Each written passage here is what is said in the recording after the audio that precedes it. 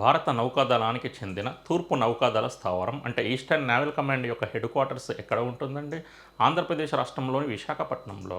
మరి అటువంటి eastern naval command ఆధ్వర్యంలో ఇటీవలి కాలంలో అదే విశాఖపట్నం వేదికగా నిర్వహించినటువంటి సంయుక్త నావికా విన్యాసాలు జాయింట్ నేవల్ ఎక్సర్సైజెస్ లేదా జాయింట్ మ్యారిటైమ్ ఎక్సర్సైజెస్ అనగానే మీ అందరికీ ప్రధానంగా నాలుగింటిపై క్లారిటీ ఉంటే సరిపోతుందండి. మరి ఆ 4 విన్యాసాలకు సంబంధించిన కోడ్ నేమ్స్లో first one Malabar, second one SIMBEX, third one SLINEX, fourth one tiger triumph. Triumph అంటే ఏంటండి?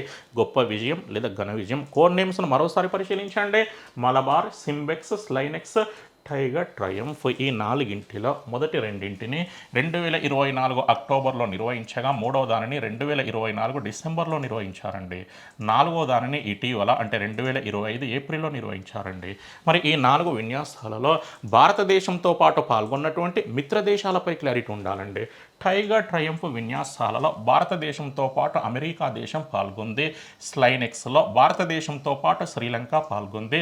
సింబెక్స్లో భారతదేశంతో పాటు సింగపూర్ పాల్గొంది. మలబార్లో భారతదేశంతో పాటు మరో 3 దేశాలు పాల్గొన్నాయండి. అంటే మొత్తం మీద మలబార్ విన్యాసాలలో ఎన్ని దేశాలు పాల్గొన్నాయండి? 4 దేశాలు. ఆ 4 ఏంటంటే క్వాడ్ అనేటువంటి కూటమిలోని సభ్య దేశాలు. ఈ ప్రపంచంలోనే అత్యంత శక్తివంతమైన అంతర్జాతీయ కూటమిలో ఒకటి ఏంటంటే క్వాడ్. ఆ కూటమిలో ఎన్ని సభ్య దేశాలు ఉంటాయండి? 4. ఆ కూటమికి ఈ ప్రపంచం మొత్తం జై కొడుతుంది. ఆ 4 సభ్య దేశాలను గుర్తుపెట్టుకోవడానికి మన క్లూ కూడా ఏంటంటే జేఐ. జై అయితే మన క్లూలో ఏకు స్క్వేర్ ఉంటుంది. J for Japan, A for America, A for Australia, I for India. ఈ విధంగా మలబార్ విన్యాసాల్లో పాల్గొనేటువంటి దేశాలు అనగానే ఏ కూటమిలోని సభ్య దేశాలు గుర్తుకు రావాలి? క్వాడ్. మరి ఆ 4ంటిని గుర్తుపెట్టుకోవడానికి మన క్లూ ఏంటంటే జై. మన క్లూలో ఏకు స్క్వేర్ ఉంటుంది. నెక్స్ట్ అండి, మరి మధ్యలో ఉన్నటువంటి ఈ 2 సంయుక్త నావికా విన్యాసాల యొక్క కోడ్ నేమ్స్ను జాగ్రత్త పరిశీలించండి. SIMBEX, SLINEX. సింబెక్స్ అబ్రివేషన్ ఏంటంటే Singapore India maritime bilateral exercise. Singapore India maritime bilateral exercise. SLINEX abbreviation ఏంటంటే Sri Lanka India naval exercise. Sri Lanka India naval exercise.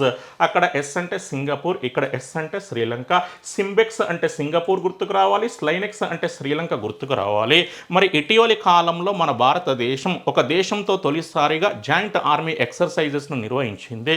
దానికి సంబంధించిన కోడ్ నేమ్ ఏంటంటే సిన్బాక్స్. ఏంటంటే సిన్బాక్స్. మరి ఇందులో భారతదేశంతో పాటు పాల్గొనేటువంటి మిత్ర దేశం ఏంటో కామెంట్ సెక్షన్లో కామెంట్ చేసేటువంటి ప్రయత్నం చేయండి. Thank you.